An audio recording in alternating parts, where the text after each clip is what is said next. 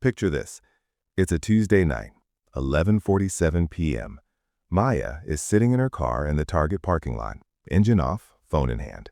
She came in for toothpaste and laundry detergent. The receipt in her lap says $217.43. Her stomach drops. She scrolls through the items. A candle that smelled like fresh linen, a throw pillow in a color she doesn't have a couch for, 2 skincare products she saw on TikTok 3 days ago, and yes, the toothpaste. She tells herself it's fine. She had a hard week. She deserved it. It was mostly stuff she needed anyway. And for a few minutes in that store, walking those fluorescent aisles, she actually felt better. Calm. In control. Almost happy.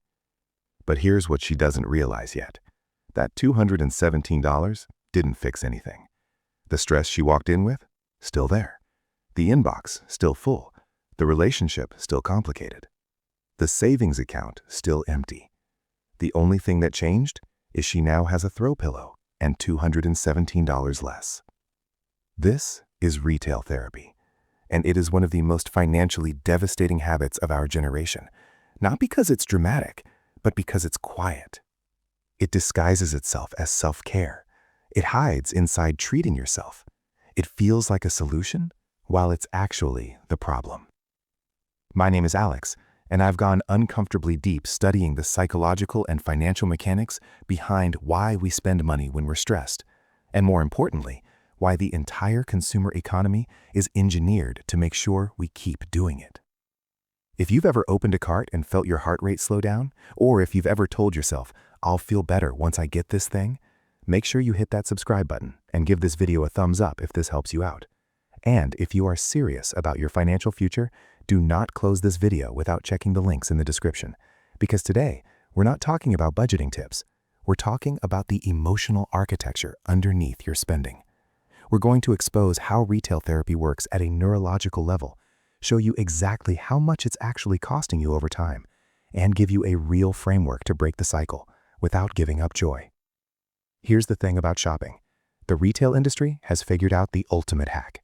They stopped selling products and started selling feelings.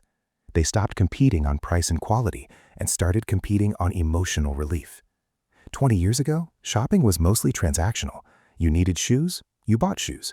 You needed groceries, you bought groceries. Stores were functional. Malls were boring. Online shopping didn't exist.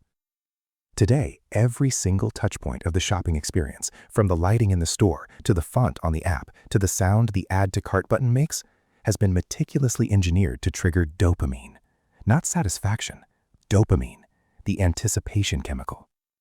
This shift from transactional to emotional was not accidental. It was engineered to bypass your rational brain entirely. You will walk in for one thing. You will not walk out with just that one thing. When you're overwhelmed, you don't stop and audit your budget. You just scroll. You just browse. You just buy. You're paying an emotional relief premium. You're not buying the candle. You're buying the feeling that your life is cozy and manageable. You're not buying the new workout set. You're buying the identity of someone who has their life together. Let's look at what this actually costs. The average American today spends somewhere between $150 and $300 a month on what researchers classify as impulse or mood-driven purchases. That's not groceries. That's not rent. That's stuff bought specifically because it felt good to buy it in the moment. At $200 a month, you're spending $2,400 a year. Over 10 years, that's $24,000. If that same $200 had gone into an index fund, you'd have somewhere between $34,000 and $40,000 today. You traded a decade of potential wealth for a decade of things you probably don't even remember buying. But the real wealth destroyer is something even more insidious. This is a topic nobody talks about, the debt spiral that retail therapy creates, and how the industry profits from both the purchase and the borrowing. Here's how it works. You buy something when you're stressed. You put it on a credit card. The purchase gives you a dopamine hit. The debt creates low-level anxiety. That anxiety makes you more susceptible to stress. That stress makes you want to shop again. The credit card company charges you 24% interest. The retailer keeps marketing to you, and the cycle compounds. The average credit card balance in American households today is over $6,000.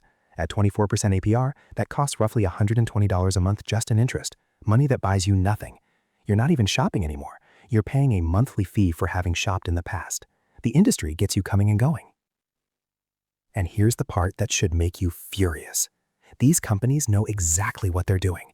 The entire field of consumer neuroscience exists to study how to trigger your emotional spending. They know that people in lower moods spend more impulsively. They know that certain colors, scents, and music override your prefrontal cortex.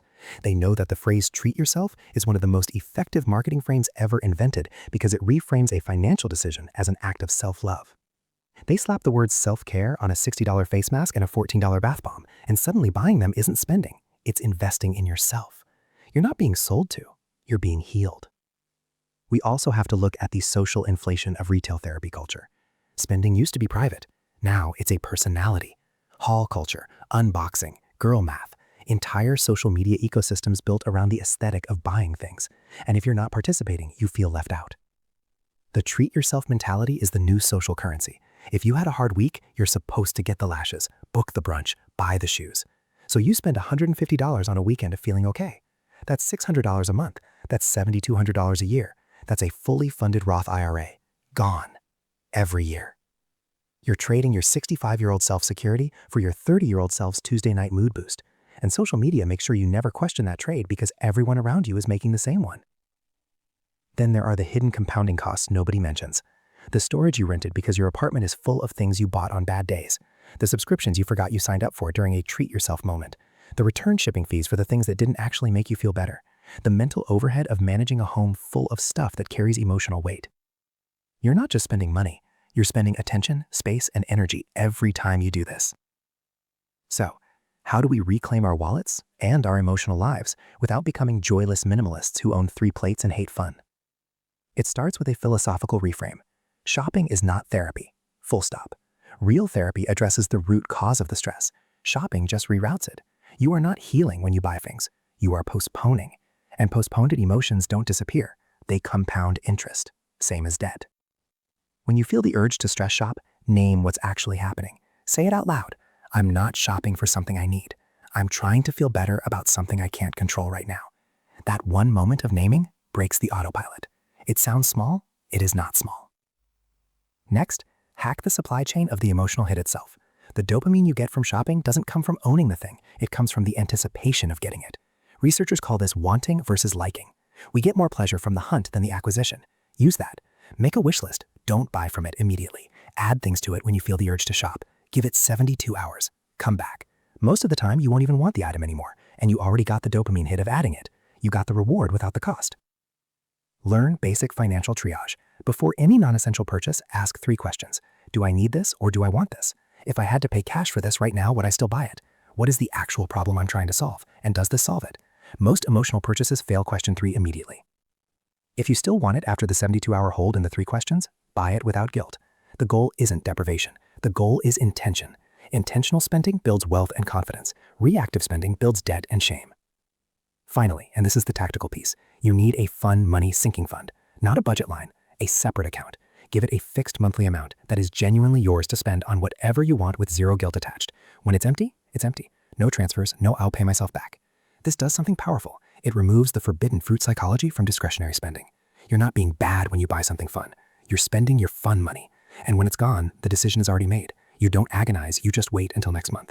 It turns emotional spending into a system. The retail therapy premium relies on your emotions being bigger than your awareness. It relies on the fact that you can feel anxious, but you can't easily feel $14,000 poorer than you should be. It operates in the gap between how you feel and what you know. Don't let an industry that profits from your pain convince you that buying things is the same as healing. You are not a consumer first. You are a person first.